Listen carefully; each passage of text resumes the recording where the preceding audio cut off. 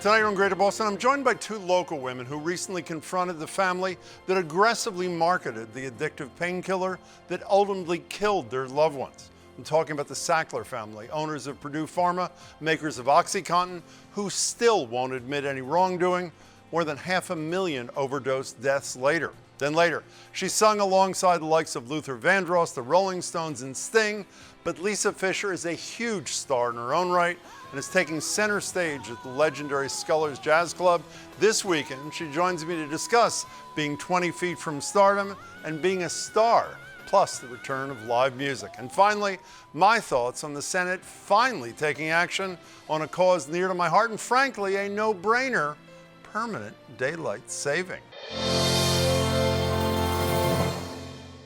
After years of lawsuits against Purdue Pharma and the Sackler family members who made billions pushing addictive drugs, for the first time last week, they heard directly from some of the families of more than 500,000 people who've died of opioid overdoses after first getting hooked on OxyContin.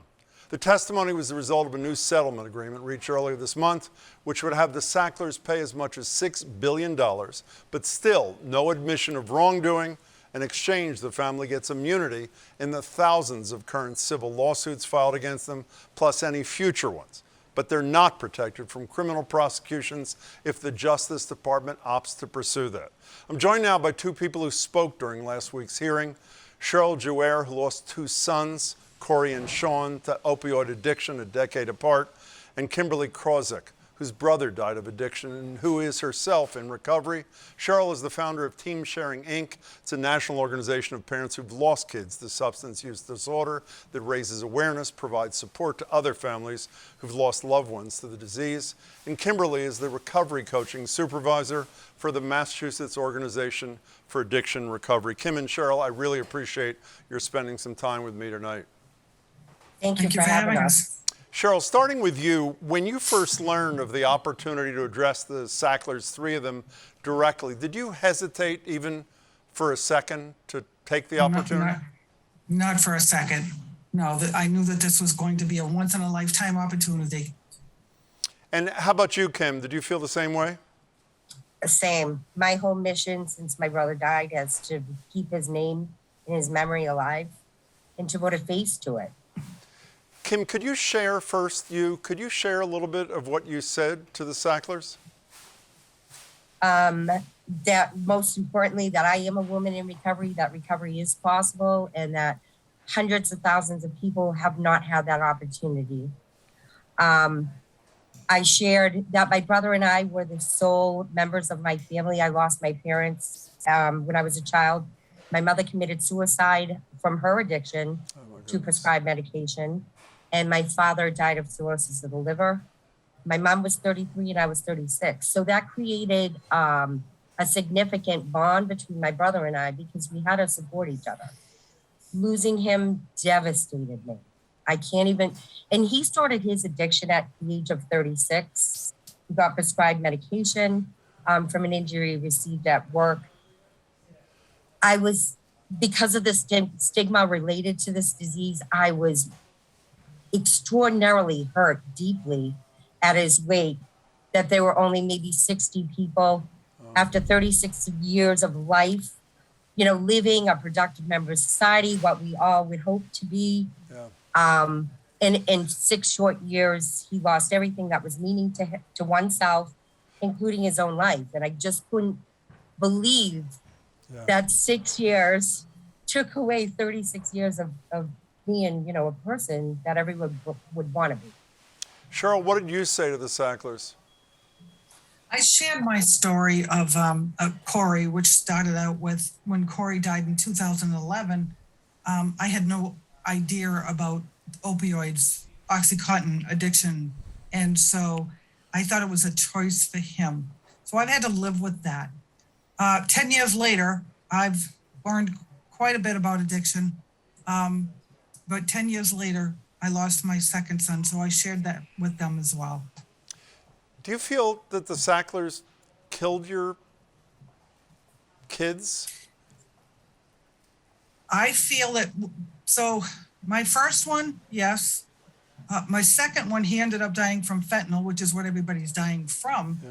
But if if the Sackler family hadn't marketed opioids as they had, nobody would have started with them and the addiction wouldn't have happened. But they pushed that drug to pharmacists, to doctors, to everybody to sell, which is what I said in my statement. And they knew it was addictive. So the bottom line is yes. You know, Kim, speaking of marketing this, in the litigation that was started by Maura Healey, our Attorney General here, there were tons of communications that came out, most notably to me, an email from Richard Sackler, who was running the company at the time in 2001, in which he said, and this is a quote, "We have to hammer on the abusers in every way possible. They are the culprits and the problem. They are reckless criminals." Richard Sackler was one of the three Sacklers there, and I wasn't aware till today that one of the reasons they didn't say anything is because that was part of the deal. But Richard Sackler didn't even turn his camera on so that you and the other families could see him. What was your reaction to that decision? I think it would have brought some grace to the family if they faced us. I mean, look at the numbers of overdose in this country since the Sackler family started their marketing. It was a complete disappointment, I think, to myself, and I'm assuming to other victims for sure. It was our opportunity to finally speak up after years of not having that platform. Kim, do you think the Sacklers killed your sibling? I think I'm going to concur with Cheryl on this. I believe that I'm a person that's in recovery from cocaine. I got caught up in the 1980s thing, and I suffered for 30 years in and out of prisons and everything else. So I need to say it like this: 6 years opioid addiction, and my brother lost his life, and it was because of a doctor. And back then, before I entered recovery, if people would have bet and lost, because the way I was living my life was not even comparable to my brother, not even a little bit. Cheryl, you believed that even the earlier settlement, where there was less money involved, was the correct thing to do, even though there was no admission of guilt. The family is reportedly worth at least 2 times that $6 billion, so they still get to live off their deadly profits. Why did you think the settlement was the right thing to do, Cheryl? Because 95% of the creditors were all in agreement, and 265 people are dying every single day. As we know, the CDC announced that over 100,000 lives were lost last year.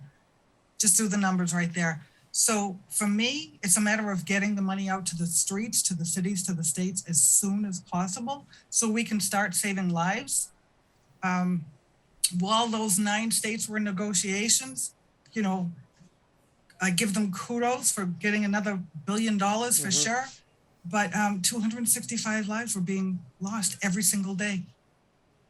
Cheryl, I admire you for having made that decision, particularly in light of the fact, correct me if I'm wrong, is that while a lot of that money will go to states to try to deal with this killer, the families themselves will be getting just thousands of dollars, maybe tens of thousands of dollars, but not a hell of a lot of money, Cheryl.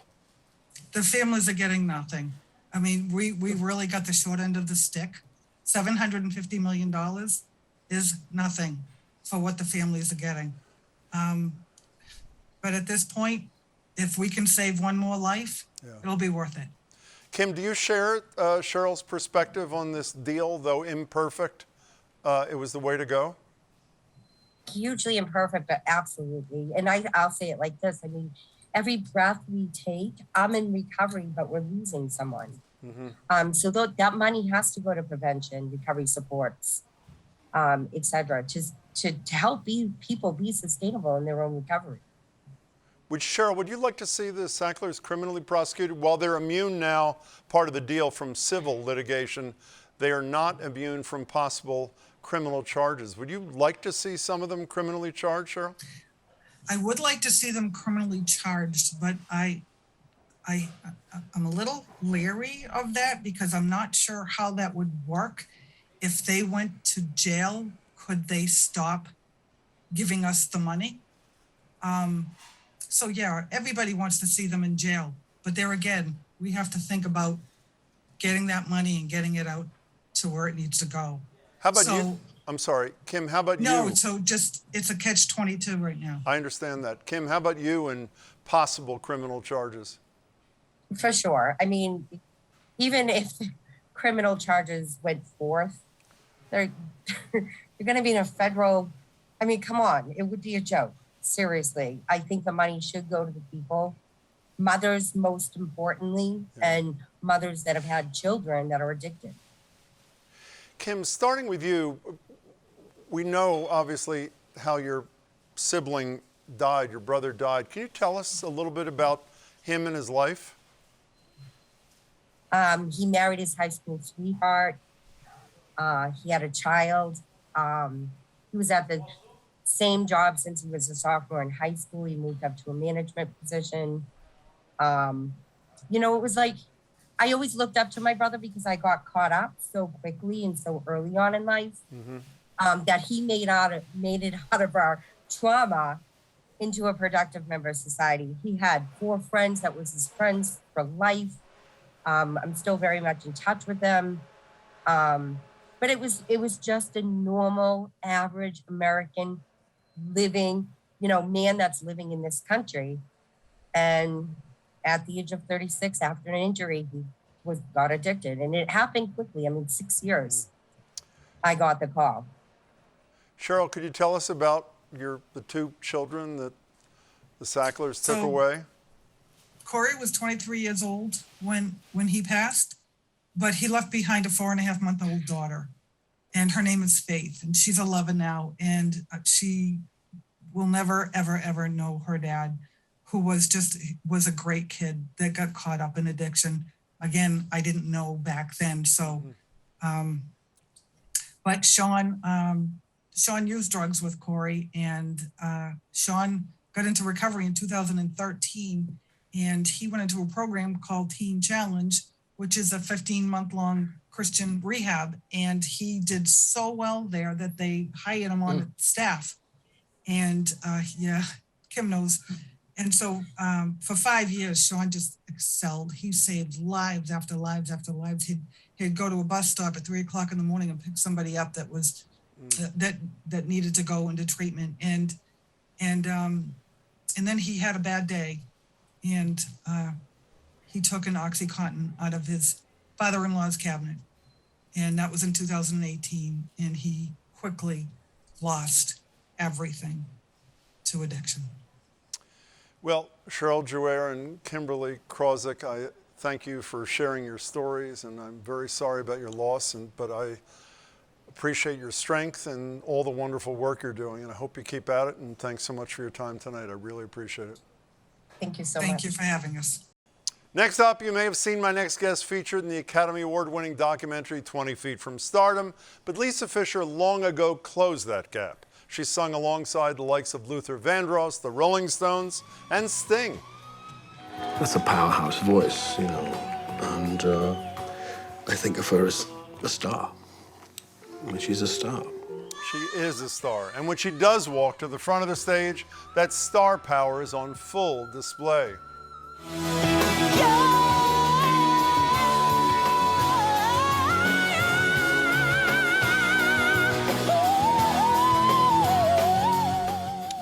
God. Lisa Fischer is the winner of 2 Grammys, one in '92 for her performance of How Can I Ease the Pain, another in 2015 for that fabulous movie. And this weekend, she's back in Boston for a 2-show run at Scullers Jazz Club. She's also one of the nicest people I've ever met, and she joins me now, apparently from her car. Lisa, so good to see you. How are you? I'm good. It's so good to see you as well. Look at that smile. Well, look at yours or mine? By the way, that voice Yours. is like not even from a human being. It is really, how have you survived the past couple of years, both as a performer and as a human being off the stage? It's been challenging. I'm not going to lie. It's been, you get depressed and you get disheartened and you get this feeling of hopelessness, and you can't see past the drama that's going on in front of you. But within myself, once I really take a minute and just breathe and imagine a different existence, I can sort of fight through it. But it takes a lot. What's it Takes a like lot. performing back in front of live human beings looking at you? Oh my gosh, I feel like I'm having a big Christmas soul food dinner. I feel like ice cream and cake and balloons. It feels like rainbows. I'm so grateful to see people and to feel their energy more than anything else, you know. I'm That's coming to been that really the thing. dinner, by the way, on Saturday night, so it better be good. You know, tell me, I hope you're not sick of talking about 20 Feet from Stardom. You're not, right? Say no. No. Okay, fine. No. Here's Bruce Springsteen at the beginning of the film. It's a bit of a walk, backed by the drummer. You walk to the front is complicated. Now, you go back and forth from the front to backup singer. Is it complicated? What does that even mean? What does Springsteen mean? You know, I think for some people, possibly, I think he might mean that just emotionally, you know, the idea of being behind when you feel like you have something you really want to say up front. But for me, I don't find it difficult. To me, it's all the same realm. It's all the same room. It's just a matter of who's speaking when. If you're supporting an artist and you love them and you believe in what they're doing, it's so easy to just be a helping hand. That's just my energy. But you know, there are other times when I feel like I think I have something to say, and so, you know, since 20 Feet, I've been able to have those words and to have those sayings. So it's Patty been really Austin, good. the legendary Patty Austin, says in the film, she thinks you're happier when you are 20 feet back. So she's only half right, according to you. Yes? Is that right? Okay, Yes? 10 feet. Okay, Right, okay, fine. You know, as I said, you know, from Sting to the Stones and this Gimme Shelter, one of the most incredible things I've ever heard in my life. But it's clear to me from having talked to you a few times and seen the film, and Luther Vandross was your true love. What was he not? Why was Vandross on a pedestal above all the others you've performed with? Because by the time I got to him is when I started realizing who I was becoming. I had never had my face done before, makeup wise, and I remembered being in the chair getting my face done, and Luther made sure that my back was turned to the mirror so I couldn't see myself. And then when it was done and I turned around, it was like I was being introduced to another part of myself that I'd never met. It was just a feeling. It's like, oh, I can look like this. I can get into this character now, you know? And so I felt like a rose unfolding with him on so many levels. Yeah. You know, when I see you talking to me in your car, you're not about to pick up a ride share, are you, on your way? Pick up a few bucks? Is that what you're doing on this? I knew that was what was going on. Pick up a few bucks. Literally. Yeah? No, it was actually coming from jury duty. Guilty or not guilty? Luckily, I didn't have to. I shouldn't say luckily. I didn't have to serve. Okay. I didn't have to serve, but I definitely spent the time. Yeah. So when you take this, are you different than you were pre-pandemic? And is the audience different receiving you than it was pre-pandemic? How? Yeah. It feels different to me in the sense of a quenching, nourishing a hunger that hasn't been fed in a while. Something about, you know, people will come up to me after a show and they'll say, well, it's been so long since I've been out. They've been afraid to go out. It's sort of breaking through this pandemic energy, breaking through the fear of it. You know, a lot of people, especially who are my age and older, are concerned about their health. Mm-hmm. And so, you know, you start to make these really delicate decisions, you know. So Friday and Saturday night at Scullers, as I said, I'll be there on Saturday. You're not the kind of performer who occupies one lane. You occupy every lane. I mean, you really do. No, you do. You know you do. You're just humble. So what are people going to be treated to with you and your wonderful musicians this weekend, Lisa Fischer? Oh my God. So JC Maillard, Grant Baton, Terry Arpino, and Richie Goods, we have a new bass player. We're going to go through all of this new music that we've been working on. We just did an orchestral date with the National Philharmonic and the Morgan State Choir. Wow. And in Bethesda, Strathmore. And so we'll be just kind of like going through all these new, we'll do all of the other things that people expect, but it's kind of nice to do some new material in a new era, especially wait. now. So do you have time to pick me up at the library and drive me home, or are you busy? For you, anything. Perfect. Lisa Fischer, can't wait. It's great to see you. Take care. You too, my darling. We'll see you soon. You will indeed. Again, you can and should catch Lisa Fischer at Scullers Jazz Club in Boston this Friday and Saturday. Tickets and more information are online at scullersjazz.com. And before we go, they say complainers never prosper, but I am here to prove them wrong, because an issue I've been complaining about for years just managed to unite the entire U.S. Senate: permanent daylight saving time, which they unanimously passed this afternoon. Now, I'm not saying the entire Senate read my Globe magazine piece from Sunday, but it did contain a litany of well-reasoned arguments to keep daylight saving, that's saving with no S, all year round, from lower crime rates and fewer accidents to the health benefits with more time to exercise and less stress on our systems trying to readjust, and the economic boost with people having more daylight hours to shop and have fun. There is just no argument against.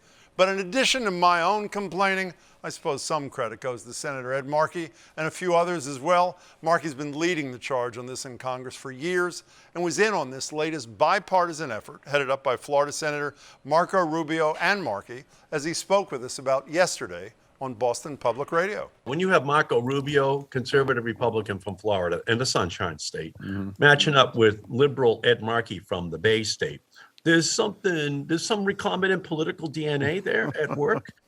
Indeed there is. Let's hope the momentum extends at the House and onto the president's desk, and that this latest clock change was the last we'll ever have to endure. That's it for tonight. Please come back tomorrow. The Washington Post's Jason Rezaian, who was kidnapped and held prisoner for a year and a half in Iran, on his concerns for WNBA star Brittany Griner, detained in Russia. Plus, NPR's youngest host, Harvard junior Emma Choi, on her new podcast, and why she thinks PowerPoints helped get her the job. That and more tomorrow at 7. Thank you for watching. Please stay safe.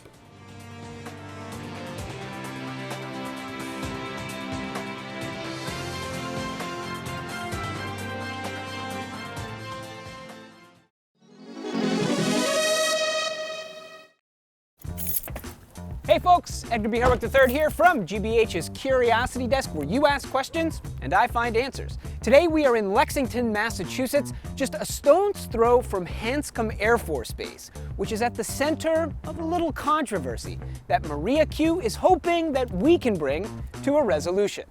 Living this close to Hanscom means that planes taking off and landing have long been a part of Maria's life, but it is something else that she regularly hears emanating from the base that led her to us: the sound of music. Oh, you hear revelry in the morning. Yeah. You hear taps at night. And is it a full band playing it? Is it a single Oh, bugle? it sounds like a bugle. And for years, Maria has been convinced that what she hears is the work of a live musician. In your head, what are you picturing happening on the bass? Is it like it's like a man or a woman in uniform? Yeah, a man or a woman in uniform. Silhouetted against the sky with their bugle. Yeah, exactly. Yeah. And that's what it has to be.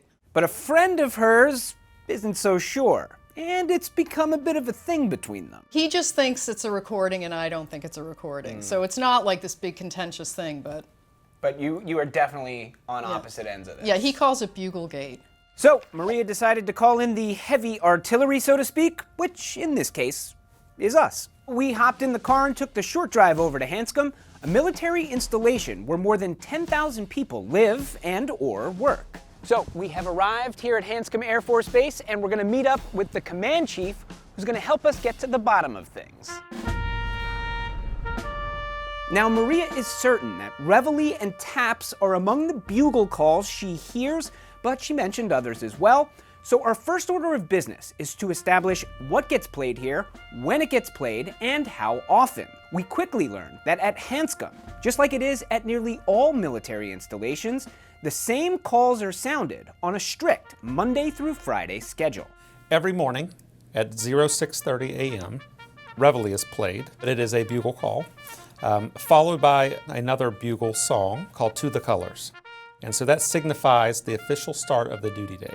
Reveille should be familiar as a wake-up call to just about anyone who's seen a military movie.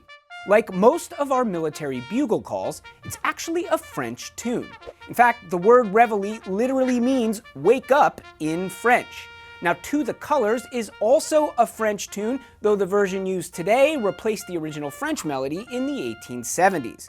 It was originally a call for soldiers to assemble in formation around a battle flag, hence the name, but today it's more symbolic. That's the whole purpose of that song, is to honor our nation. At precisely 5 p.m., the end of the duty day is marked with a bugle call named Retreat, followed by the national anthem.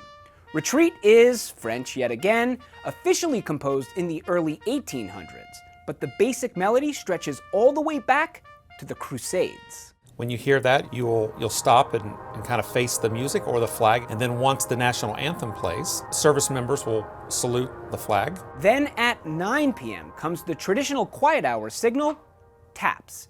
Now, taps has been the military's lights out tune since the Civil War, when a Union general named Daniel Butterfield adapted it to replace a lights out call that he hated. That name, taps, refers to 3 distinct drum taps that once followed the call as a signal to extinguish the lights.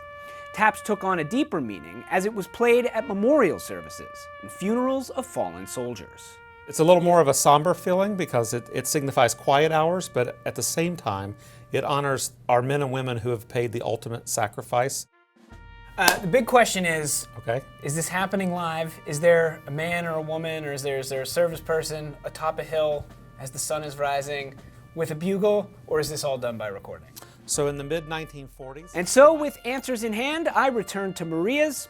I killed some time explaining about the tunes and their timing, and then it was time to put an end to Buglegate. And they are played each day by a recording. Oh, no. Oh, I know. shoot me.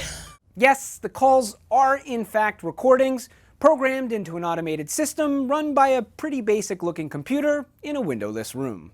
They're played over 6 loudspeakers mounted atop towers around the base, which are referred to collectively as the genuinely cool-sounding giant voice. And that's how it is on nearly all military installations these days. Now, there is a silver lining here, Maria. I mean, you would have to move, but there are 2 places where live buglers still do their thing each day: the U.S. Marine Barracks in Washington, D.C., and the U.S. Military Academy at West Point. Don't forget to like and subscribe, and perhaps most importantly, let me know what you are curious about, because as you can see, I might just look into it for you. I'm Edgar B. Herwick III. Stay curious out there. Just like it sounds at Hanscom. And also, this is a trumpet, it's not a bugle. The Curiosity Desk is sponsored by Emerson College, inspiring curiosity and creative expression in all of us.